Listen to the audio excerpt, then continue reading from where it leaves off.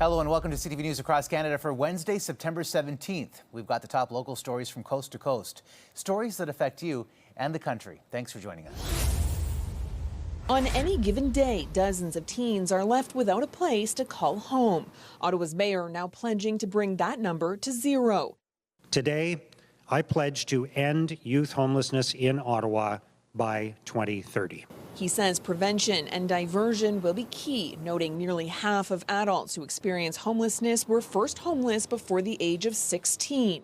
It's no secret in the city of Ottawa that there's this need. We run pretty much at a full capacity, 365, with maybe some fluctuation. The city is partnering with groups like Youth Services Bureau and Operation Come Home, which is already moving teens out of shelters and into housing, aiming to house more than 170 young people this year. We rent units from landlords and we sublet them to youth under occupancy. And it's fantastic for our sector because then we can pull them out of the shelter system and reduce the amount of risk that they experience. So it's a win-win all around. Advocates say one measure of success will be fewer youth relying on shelters and more in permanent housing.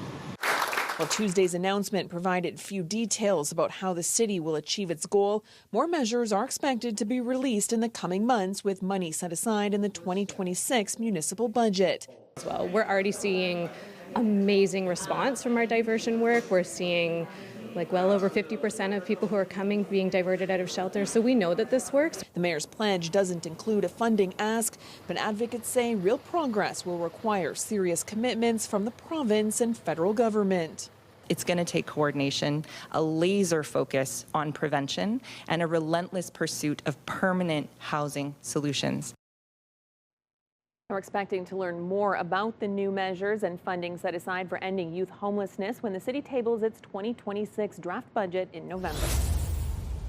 They were four friends, all deaf and vacationing in Portugal. Geneviève Marcoux-Brochu and Linda Chevrette, along with Guylaine Boulanger and Elise Bénard, were halfway into their trip, visiting a town east of Porto. Marcoux-Brochu and Chevrette spoke to CTV through an interpreter. On voulait prendre des photos avec de différentes positions. We wanted to take photos in the area, Marcoux-Brochu says, but at some point a train passed by on the nearby railroad. And that's when Marcoux-Brochu realized two of her friends were no longer moving. They had been struck by the train. J'aurais dû leur dire, venez avec moi en bas, mais il est trop tard. I should have told them to come with me elsewhere, but it was too late, she says. They say their friends were not taking pictures of the train, but they were distracted by the photos on their phones they had just taken. There are reports that the train's conductor sounded his horn and hit the brakes, but could not stop on time. Ils auraient dû se déplacer pour regarder leurs photos plus loin, mais je pense qu'ils sont juste restés trop longtemps sur la voie ferrée. They should have moved away from the area to look at their photos, says Chevrette. I think they just stood for too long on the railroad. L'attirance sur le cellulaire, le fait qu'ils ont été absorbés par leur cellulaire et prenaient des photos. The attraction to cell phones and the fact that they were absorbed by their phones. When we are too absorbed by a cell phone, we can forget our surroundings, she says. Elle va nous manquer à tous là, dans la communauté. Elle prenait une place importante dans notre communauté. Both Marcoux-Brochu and Chevrette remember their late friends as great people who love their families. They add both women were a big part of the deaf community. Le retour à deux quand le voyage a été planifié à quatre était très difficile. Returning home just the two of us when the trip was planned for four people was very difficult, she says. As they struggle to make sense of the tragedy, they now mourn the loss of their two close friends. Matt Grillo, CTV News. With its nose to the ground, the aircraft crash-landed nuzzled up against a fence right next to busy Monarch Park Stadium. We're playing soccer right there.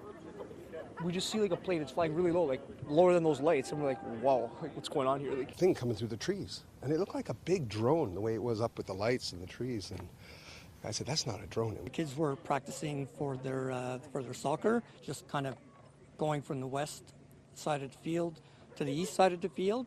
And then it was out of sight, and then we heard a crash. Miraculously, no one was hurt. All three people on board the Piper PA 28140 walked away. The crash around 8 at night, not injuring anyone below either. Freaky, for no other word, to hear that a plane crash went down. Again, in a very populated neighborhood. All is well that ends well. Lucky nobody got injured. I just hope that whatever authorities need to investigate, we get to the bottom of why it happened. The Transportation Safety Board is investigating. It says the aircraft experienced engine failure while making a trip from Orillia to Billy Bishop Island Airport. It's not clear why it went down near Coxwell and Danforth in the east end of the city. When the engine fails, basically you're in a gliding mode. They're going to be about 1,000 feet above the highest obstacle, so the pilot is going to be looking for a place to land. The plane was being rented through Flight Club, a company with a platform putting together owners and pilots looking to fly regularly. It says for the most part, pilots who use the service already have their initial license, but can't share the credentials of this pilot. The amount of information that this pilot sort of evaluated, took in, noticed the people on the field, noticed the busy traffic in the area, and landed basically in the parking lot was phenomenal. The company says it's cooperating with authorities and will be studying the causes of the crash with the goal of implementing more safety features where possible. Beth McDonnell, CTV News.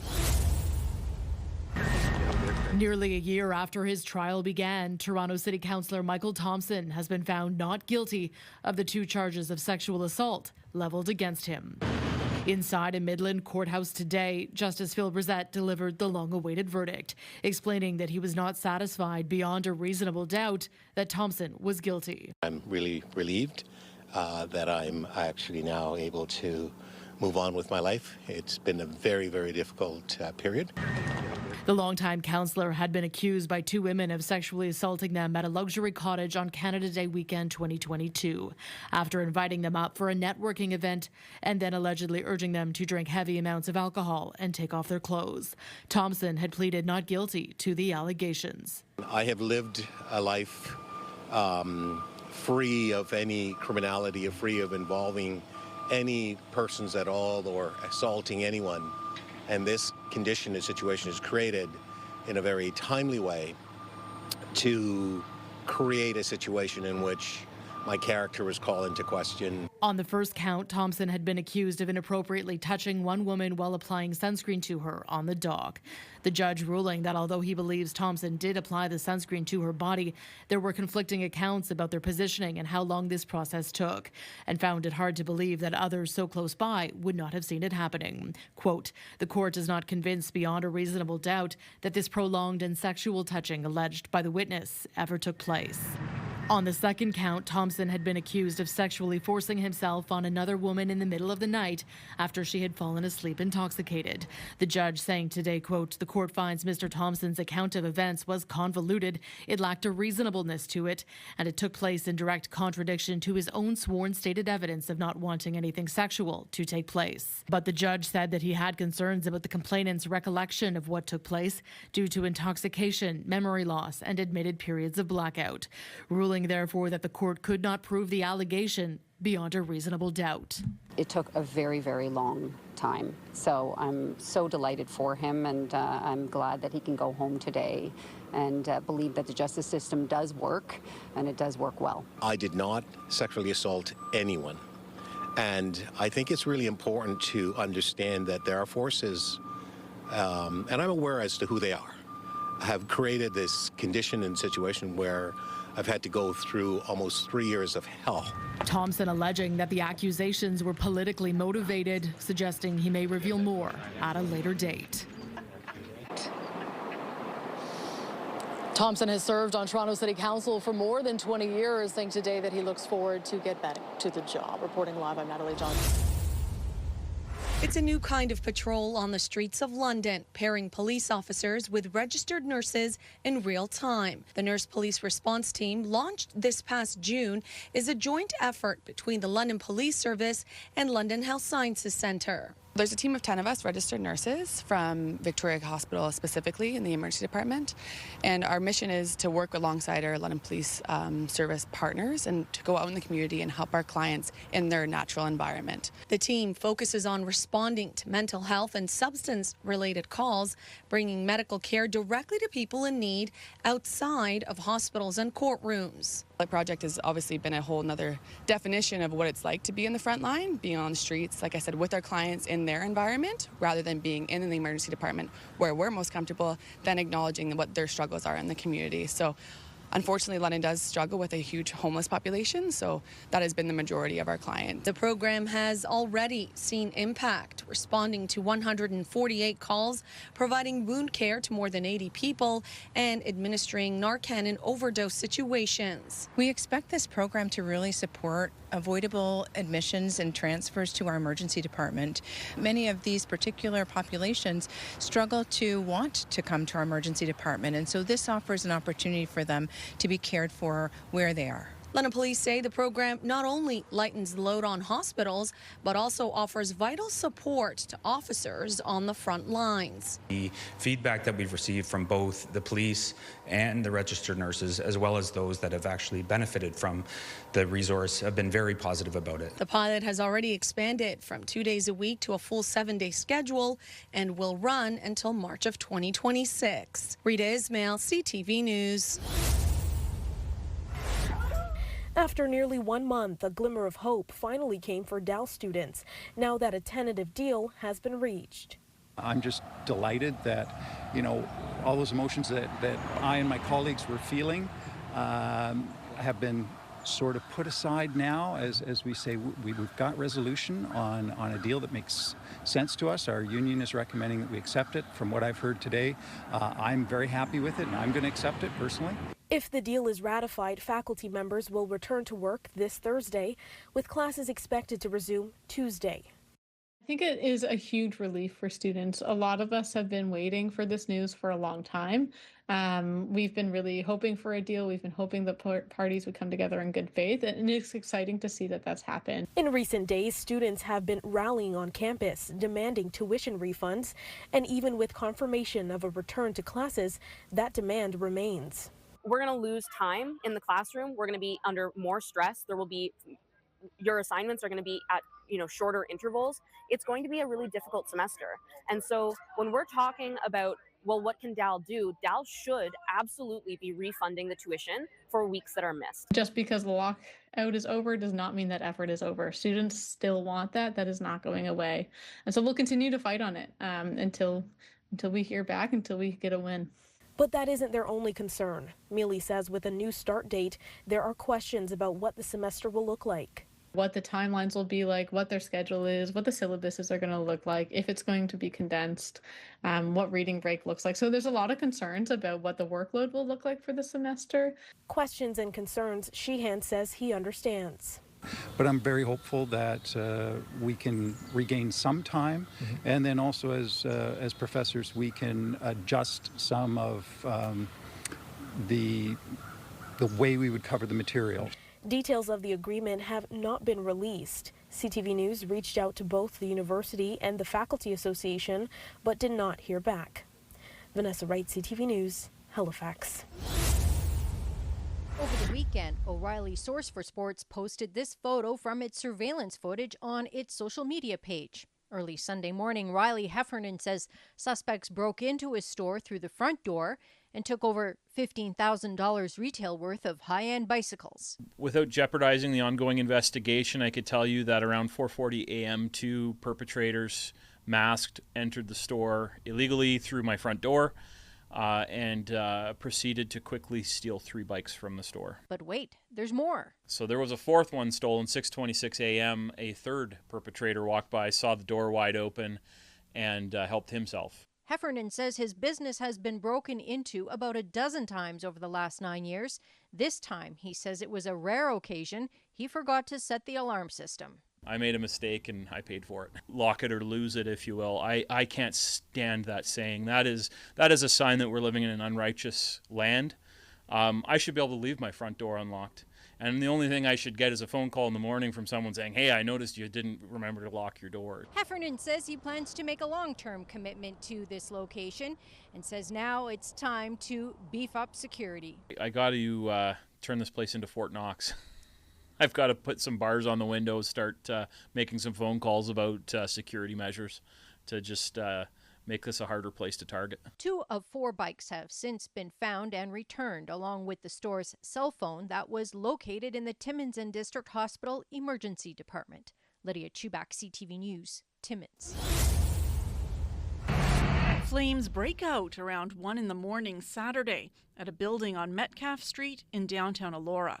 Tenant Trevor Wedgwood says he was asleep in his second-floor unit at the time. I was woken up by my dog and smoke about, I'm going to say about 1:30, 1:35. That is half an hour after fire crews were called to the scene. It's mind-boggling that nobody knocked on my door. The building houses a business and residential units, most of which are short-term Airbnb rentals.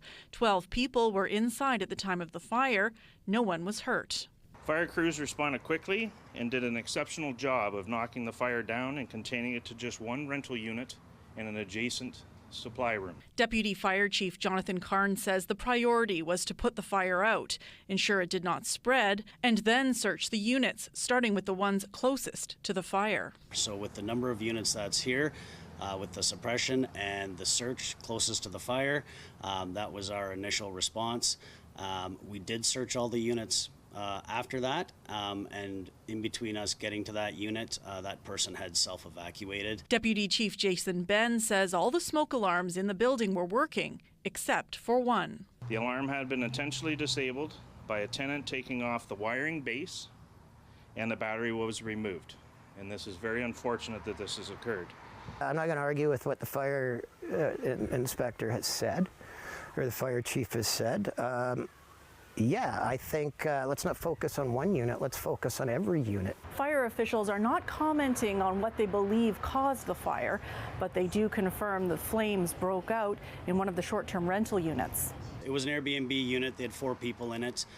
They seen the fire start, and they were alerted to it by sight, attempted to extinguish. But the rate of growth, they then evacuated the building. The fire a challenge to fight, given the age of the building, its proximity to others, and the number of renovations it had seen over the years. Never disable a smoke alarm. Test the smoke alarms monthly by pressing the test button. Replace the batteries at least once a year, and your alarms every 10 years or earlier. It is pretty scary when you get woken up by the smell of fire and smoke. Wedgwood is grateful his dog Rosie was there. I'm lucky I got out. Let's not be hyperbolic about it. It was pretty damn scary, and I'm here, so I'm lucky. Krista Simpson, CTV News, Elora. This is a case that dates back to a collision just steps away from the Average Joe's Sports Bar this time last year. The Alcohol and Gaming Commission of Ontario says it didn't do enough to stop a customer from drinking too much. As a result, it could temporarily lose its liquor license.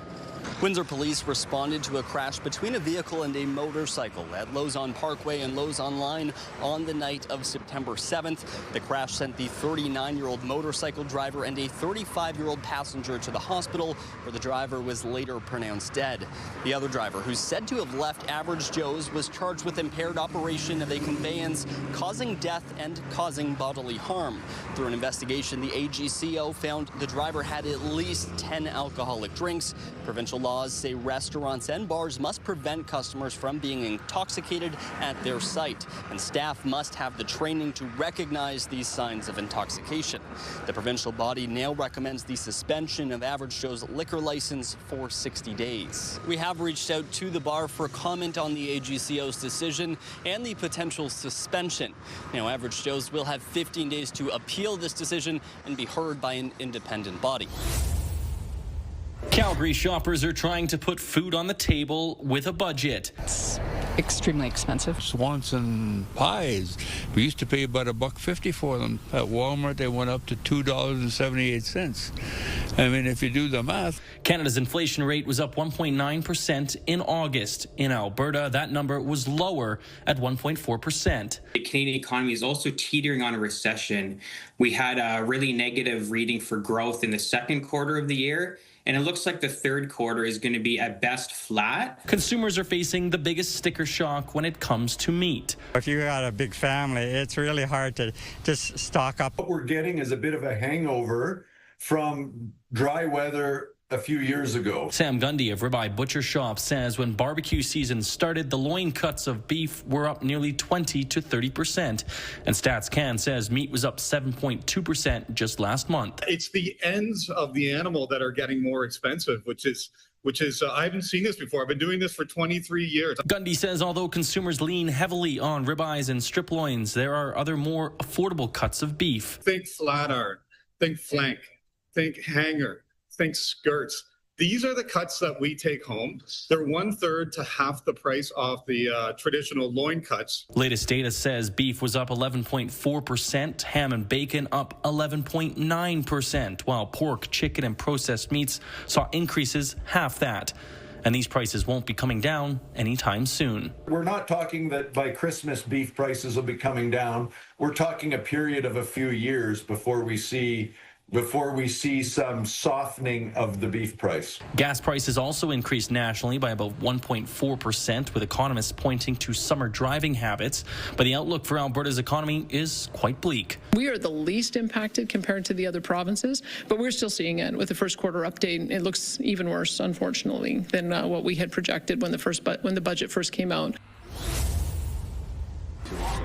Muskeg Lake Cree Nation Chief Kelly Wolf wants answers as a forensic audit is asking the FSIN to explain more than $34 million in expenses. It's definitely very frustrating, but yet not surprising. A leaked photo of a forensic audit presentation given to FSIN leadership last week shows questionable, ineligible, and unsupported transactions dating back to April 1st of 2019. $3.7 million is noted as ineligible, more than $30 million as questionable, and more than $155,000 as unsupported. We want to see accountability, we want to see transparency, and yet it falls on deaf ears. And we ask ourselves, has there ever been a financial scandal like this ever in Canada's history or Indigenous governance history? More than $23 million of COVID-19 funding is in question, and Wolf hopes there's a good explanation for money that First Nations needed sorely at the time. Another $8 million in administrative fees is under scrutiny, as is fleet vehicle and corporate travel spending. The audit, ordered by Indigenous Services Canada, is being finalized after first allowing the FSIN to supply added documentation in a June meeting. A summary of the results will be posted online by the end of the month, and if it's similar to what's already been revealed, then Wolf expects to see FSIN Chief Bobby Cameron's resignation. We need to make an example out of these people who have done our people wrong. The FSIN did not respond to CTV's request for a comment and refused to allow any questions about the audit at a news conference for a separate matter on Monday. Keenan Sorakan, CTV News, Saskatoon.